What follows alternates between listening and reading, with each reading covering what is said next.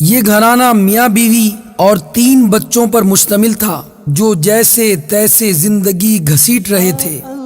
گھر کا سربراہ بہت عرصے سے بیمار تھا۔ جو جمع پونجی تھی وہ گھر کے سربراہ کے علاج پر لگ چکی تھی، مگر وہ اب بھی چارپائی سے لگا ہوا تھا۔ آخر اسی حالت میں ایک دن بچوں کو یتیم کر گیا۔ ماشاء اللہ، پڑوسیوں نے سنت کی ادائیگی کرتے ہوئے ایک دن تو کھانا پیش کیا اور مزید 2 دن اور ان کی خدمت کی، مگر بعد میں اپنے کام کاج اور اپنی مصروفیت کی بنا پر اس گھرانے کو سب بھول گئے۔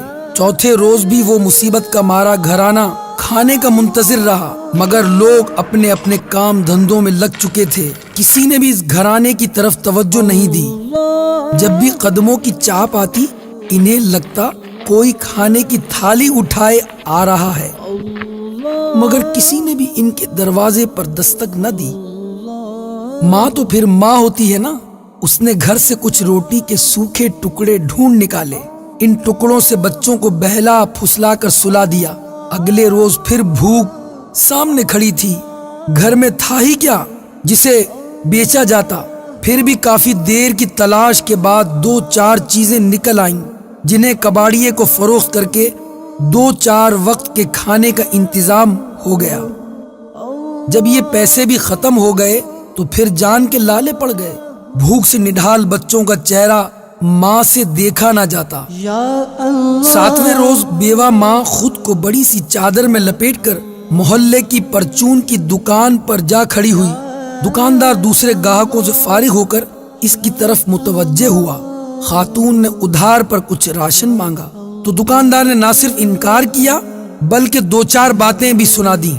اسے خالی ہاتھ ہی گھر لوٹنا پڑا۔ ایک تو باپ کی جدائی کا صدمہ اور اوپر سے مسلسل فاقے۔ 8 سالہ بیٹے کی ہمت جواب دے گئی اور وہ بخار میں مبتلا ہو کر چارپائی پر پڑ گیا۔ دوا دارو کہاں سے ہو؟ کھانے کو لقمے ہی نہیں تھے۔ چاروں گھر کے ایک کونے میں دب کے پڑے تھے۔ ماں بخار سے آگ بنے بیٹے کے سر پر پانی کی پٹیاں رکھ رہی تھی، جبکہ 5 سالہ بہن اپنے ننھے منھے ہاتھوں سے بھائی کے پاؤں دبا رہی تھی۔ اچانک وہ اٹھی، ماں کے پاس آئی اور کان سے منہ لگا کر بولی، اماں بھائی کب مرے گا؟ ماں کے دل پر تو گویا خنجر چل گیا۔ تڑپ کر اس نے سینے سے لپٹا لیا اور پوچھا، میری بچی تم یہ کیا کہہ رہی ہو؟ بچی نے بولا، ہاں ماں، بھائی مرے گا نا تو کھانا آئے گا نا۔